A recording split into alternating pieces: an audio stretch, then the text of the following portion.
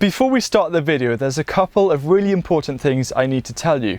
The first is to make sure that you've made yourself a hot drink and you've got a notepad handy, because there's a lot of information here. And if you want to re-navigate and look back at certain sections of the video, I've made it as easy as possible. So head down into the comment section where I've written a comment with timestamps so you can easily rewatch particular sections. And secondly, I'd like to thank Squarespace for being today's sponsor. So whether you're looking at creating a website or a blog or even an online shop, Squarespace is an all-in-one platform to create a beautiful online presence to share your passion or hobby with the world. Hello and a very warm welcome back to the garden. Now, something I've been seeing time and time again is people finding excuses to not start growing their own food, or perhaps giving up after only trying for a year or two. And one of the main excuses is that people say growing food takes too much time, which is entirely possible if you approach it without a plan or a strategy or any kind of vision or goals. However, I believe and I know that growing food doesn't actually need to take as much time as possible. And I've always been looking at ways to reduce how much time is needed in the garden. Even though I love it up here, there's a lot of other things that needs to happen. And one of the things which has been on the back of my mind the last few months is the whole idea of crop rotation. And so in this video, you're going to find out why I think crop rotation, especially traditional crop rotation, is actually a waste of time.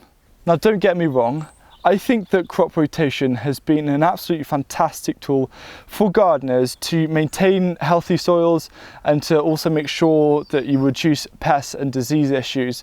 And before we all get into it, let's just refresh on what crop rotation is. In a nutshell, crop rotation is where you have groups of vegetables and they rotate around the garden, so they always have a new patch of ground to grow in. And the idea behind it is that you're not going to get a build-up of pests or diseases, or you're not going to then get an imbalance of nutrients in the ground. So take these leeks, for example.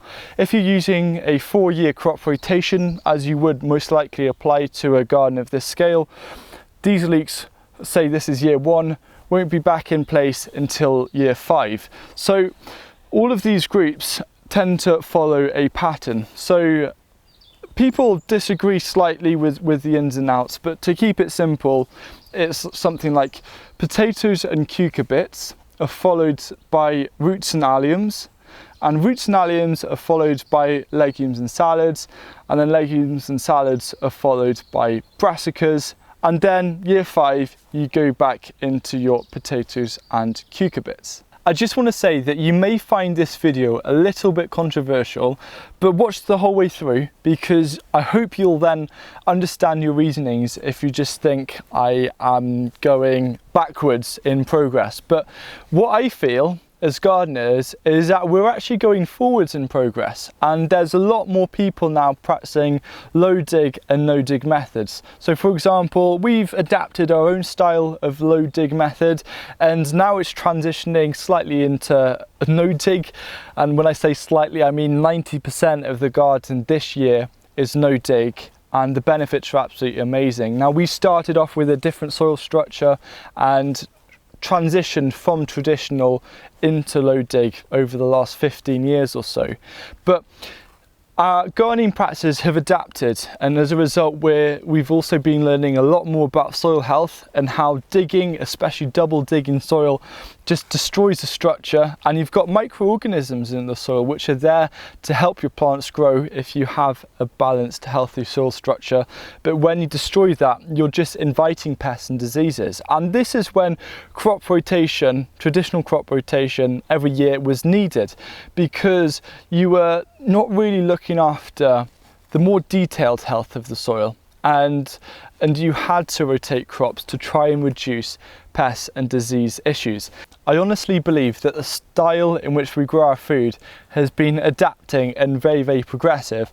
However, we've stayed with crop rotation, and I feel that crop rotation, the traditional sense, has got a bit old school and is now actually a waste of our time, because we've been appreciating and respecting our soil a lot more, there isn't actually need for intensive rotation around the beds. Another key development in gardening is that quite often people would grow just one crop in a designated area, and then once they harvested that crop, that would be it for the rest of the growing season.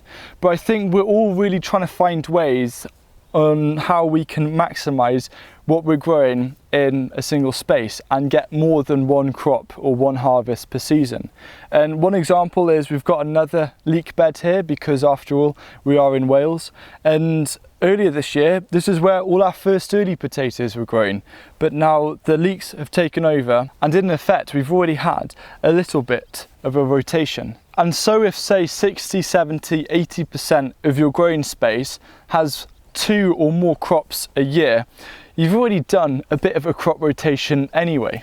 Now I think succession planting is something that is very overlooked when it comes to crop rotation, because if you want to look at the charts on how to crop rotate, it's always put into years. So what that kind of does is that it just sticks with that traditional way of having something fallow or just one crop per bit of ground every year. And I think this is a huge waste of space, because why on earth would you have a raised bed empty for 4, 5, 6 months, up to half of a year, when you could be growing productive food?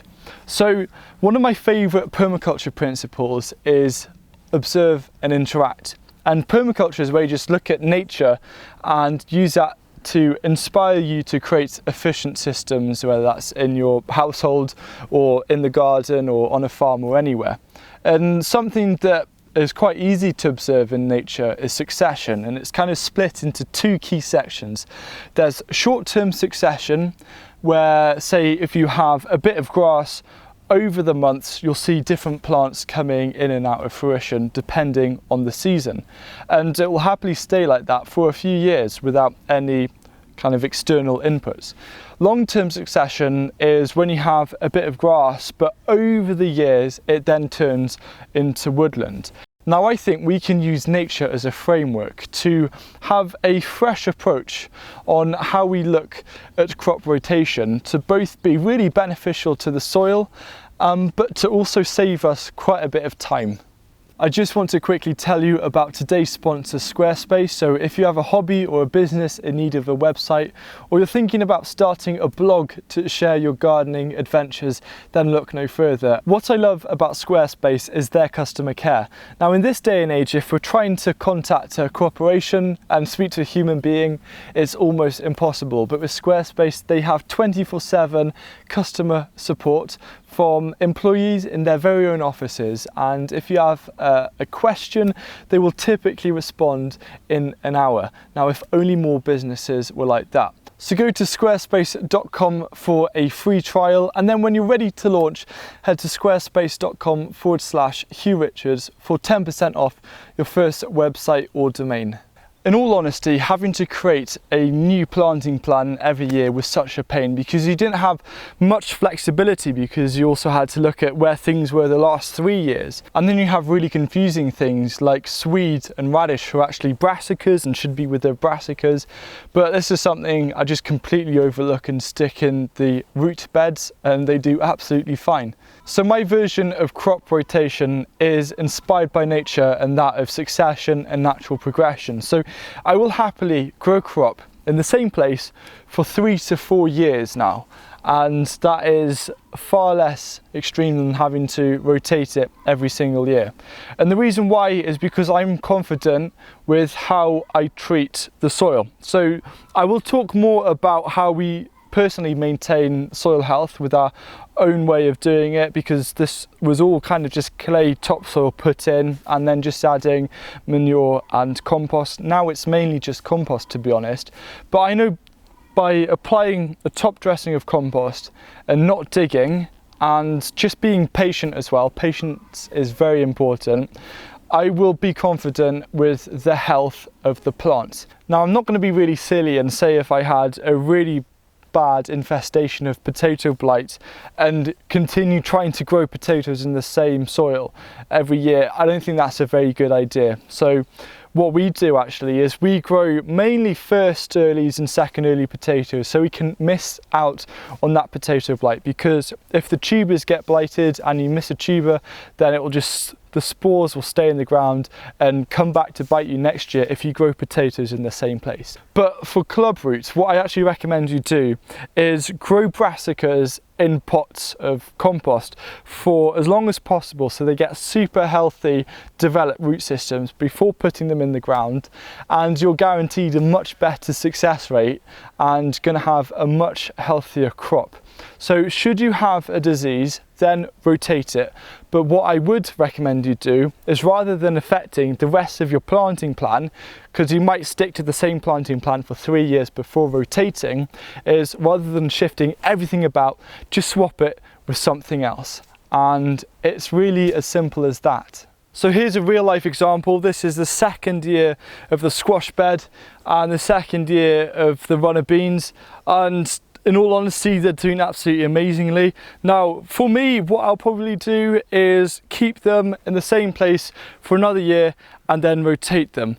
Now, if you even just do it for 2 years, think about how much time you're going to save, because not only are you going to save your time having to create a whole extra crop rotation plan, it also means that you're used to where things are growing, and because it's fresh in your memory for an extra year, I know, oh, I already know that this space is designated, and you don't have to relearn a planting plan, which takes a lot of time and you always feel a bit out of sync, and then you finally got used to it, but it's already the end of the growing season. So for me, it's going to be really fresh in my memory next year. Another key benefit is, for example, the runner bean structure behind me. I don't have to take that down and reassemble it somewhere else in the garden, and that's usually going to save me half an hour. So it's where you add up lots of different bits and pieces, and very quickly you'll find that growing food can be really, really efficient. For me, brassicas can be a real issue, because when I start the seed brassica beds, I usually end up with way too many seedlings and not enough space. And I really want to make the most, because I've got all those seedlings, it'll be a shame to go to waste. And sometimes there's a bit of free area where there are brassicas last year, and it usually ends up replanting in the previous year's brassica beds if we need some extra space, and it always does really well for us. Now, if you want to see another example, it was actually quite inspiring. Charles Dowding has been doing some experiments and things like growing leeks for 4 years in a row in the same place, and they're doing really well. So if you want to see another working example, I've got a link to a video in the video description. Something you should be aware of if you use a new crop rotation method is, if say in year 2 or 3 the yield seems a lot lower than the previous year, it's not just thinking about crop rotation and the soil structure and the health of that soil, but to also think about the weather and compare how much rainfall and the temperatures to last year, because that can have just as big of an impact. I understand that in this video there was a lot to take in, so you can head down into the comment section, and I've actually written down all the different sections of the video with timestamps that you can click on, so you can refresh and look over certain points. And I don't want to get too detailed because it's so easy to get too extreme, but what I feel is important is to give people choice. And something that's really frustrated me is I feel in the gardening world, too often people feel that there are rules which you have to follow. But this can be further from the truth. Yes, there are kind of vague general guidelines, but the rest is just down to you and your intuition and what you want. And gardening is very, very creative. So it's really down to you, being the artist or being the gardener, to choose how you want to grow things and what works for you. And perhaps you think crop rotation, this new method, is a completely silly idea. I'd love to hear your thoughts, or maybe it's something which is going to help save you a lot of time. So thank you very much for watching, and I look forward to hearing your thoughts.